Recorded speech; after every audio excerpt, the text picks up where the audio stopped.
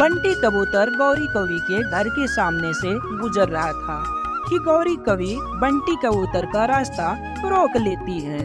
अरे मोटी गंदी आंख वाले कबूतर, 1000 बार तुमको मना किया है कि मेरे घर के सामने से मत गुजरा करो। तुम बहुत दुष्ट हो, तुम्हें एक बार में समझ नहीं आता। यह रास्ता तो मेरा है, समझ गए मोटी गंदी आंख वाले कबूतर। अरे गौरी, यह पेड़ तो हम सब के हैं और ये रास्ता भी तो हम सब का ही है। पूरा जंगल हम सब का है। ज्यादा बकवास मत कर, इधर से निकल जा दूसरी दिशा से। मेरे घर के सामने से जाने की हिम्मत भी मत करना, समझ गया गंदा कबूतर, वरना मैं अभी तेरे पंख तोड़ दूंगी। बंटी कबूतर गौरी कवि से लड़ाई नहीं करना चाहता था, इसलिए वह दूसरी दिशा से चला जाता है। डर गया, आज तो मोटा कबूतर भी मुझसे डर गया। मैं ही तो हूँ जो मुझसे सारे पक्षी डरा करते हैं। गौरी कवि यह सब देखकर और करके बहुत खुश होती है। जंगल की नदी पर जाकर गौरी कवि अपने पति कालू कौवे से अपनी बड़ाई बताती है।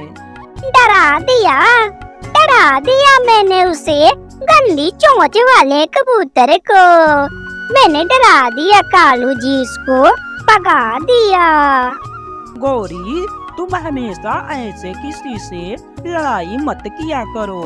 अगर हमें किसी दिन कभी किसी की जरूरत हुई तो कोई भी हमारी मदद नहीं करेगा। चुप हो जाओ कालू, मुझे जरूरत नहीं किसी की मदद की। मैं तो अकेली ही बहुत हूँ अपना ख्याल रखने के लिए। कुछ दिनों बाद टूनी चिड़िया अपनी चोंच में मीठा पका हुआ सेब का फल लेकर आ रही थी। तभी गौरी कवि की नजर चिड़िया की चोंच पर जाती है और वह उसका फल देख लेती है। इतना मीठा है यह सेब, इसे तो मैं ही खाऊंगी।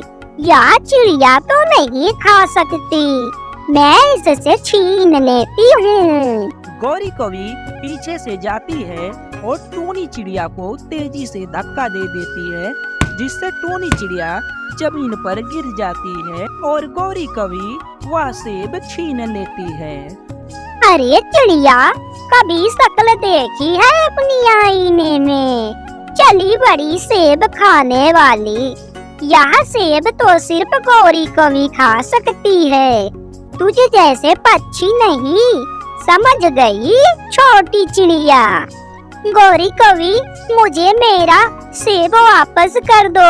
मैं बहुत मुश्किल से वह सेब अपने बच्चों के लिए ढूंढ कर लाई हूँ।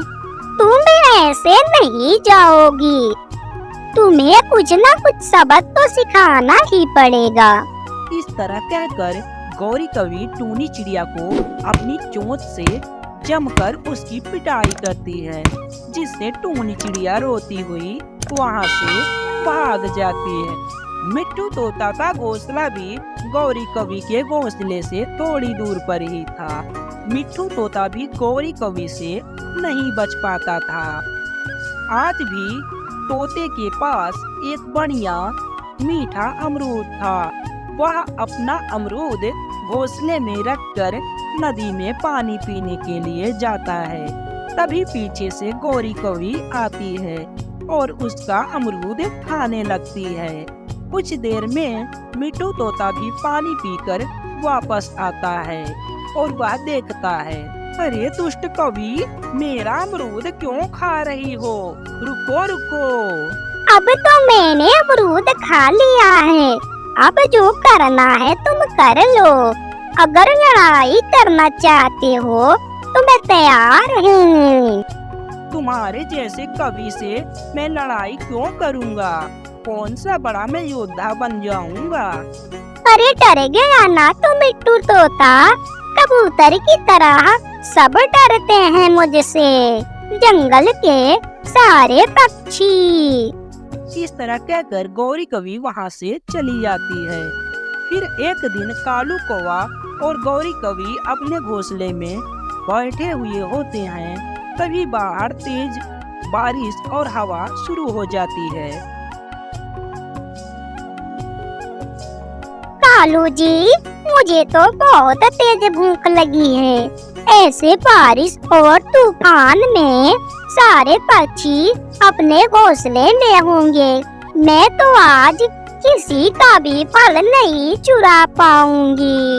गौरी, यहाँ मकई के दाने पड़े हैं, खा लो इसे। अरे कालू, मैं सूखे दाने नहीं खाती। ये सूखे दाने तुम ही खाओ।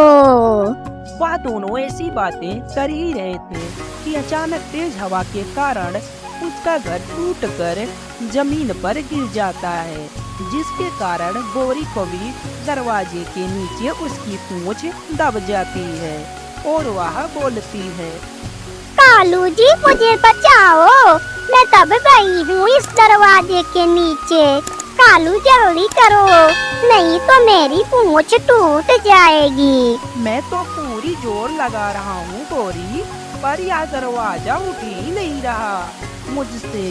मैं क्या करूँ? मुझसे तो यह हिल भी नहीं रहा।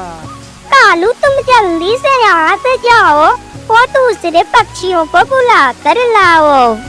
कालू कौवा भागा भागा टूनी चिड़िया के पास जाता है। अरे टूनी बहन, जल्दी चलो, मेरी गौरी कवि की पूंछ दरवाजे में दब गई है। दरवाजा हटाने में मेरी मदद करो, मुझे तो अकेला वह हिल भी नहीं रहा है। ऐसी बुरी पक्षियों की मैं मदद नहीं कर सकती। अभी कल ही गौरी कवि ने मुझे मार मार के मेरा पंख तोड़ दिया। मैं नहीं कर सकती ऐसे पक्षियों की मदद। आप चले जाओ कालू भैया। कालू कौवा भागा भागा कबूतर के पास जाता है। कालू, मैं गौरी कवि की कोई भी मदद नहीं कर सकता। गौरी कवि बहुत ही दुष्ट है। उसने मुझे कल जाते वक्त मेरा रास्ता रोका और मुझे मारने की धमकी दी थी।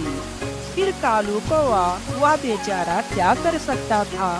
उसने कैंची से गौरी कवि की पूंछ काट दी, जिससे गौरी कवि दरवाजे से बाहर निकल आती है।